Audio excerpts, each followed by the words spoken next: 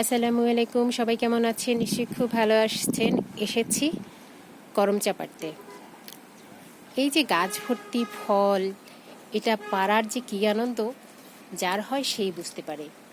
তো এসেছি আপনাদেরও সাথে নিতে, কারণ হচ্ছে যাদের গাছপালা নেই তারা আমার সঙ্গেই না হয় আজকে ফল তুলুন এবং আমার এখান থেকে দেখে কিছুটা উৎসাহিত হন, যাতে করে আপনারাও একটু গাছ লাগাতে পারেন। আর জানেন তো, গাছই হচ্ছে প্রকৃতি বন্ধু। এ আপনাকে খাবার দেবে, এ আপনাকে সঙ্গ দেবে, এ আপনাকে অক্সিজেন দেবে, এ আপনাকে সুস্থ রাখবে, আরও কত কিছু সেটা না হয় নাইবা বললাম।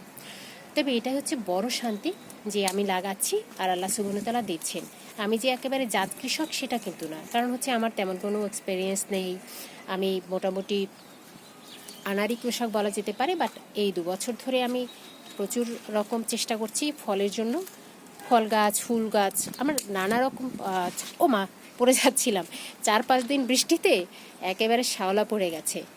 তো সে যাই হোক, মাঝে মধ্যে তো এমনটা সমস্যা হবেই। আপু দেখেন, ও আছে বলতে আসছে অনেকগুলি।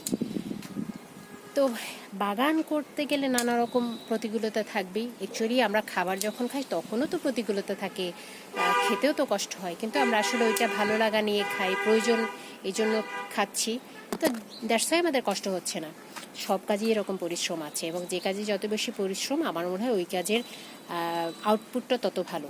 এর কারণ হচ্ছে এই যেমন আমি প্রচুর পরিশ্রম করে গাছপালা হচ্ছে, ফলমূল হচ্ছে এবং এটা খাচ্ছি, এটাতে একেবারে বিষমুক্ত খাবার। আমি এখানে কোনো রকম কোনো কীটনাশক ইউজ করছি না, মোটামুটি অর্গানিক উপায়ে আমি চেষ্টা করছি। কেমিক্যাল ফার্টিলাইজার এটা থেকেও বের হয়ে আসছি আমি।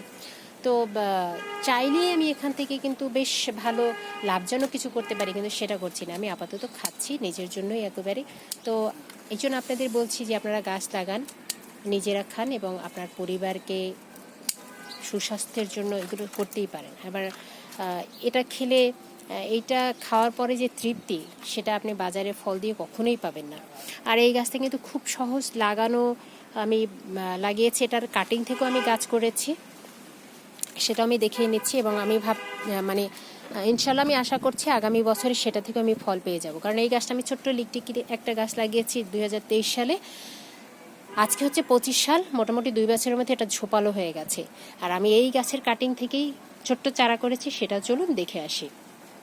এই যে আমি ওখান থেকে চারা করেছি, 3টে চারা হয়ে গেছে আলহামদুলিল্লাহ। এগুলো মোটামুটি বেশ দ্রুত বৃদ্ধি পেয়ে যাবে, পরবর্তীতে আমি বড় ড্রামে দিয়ে দেব।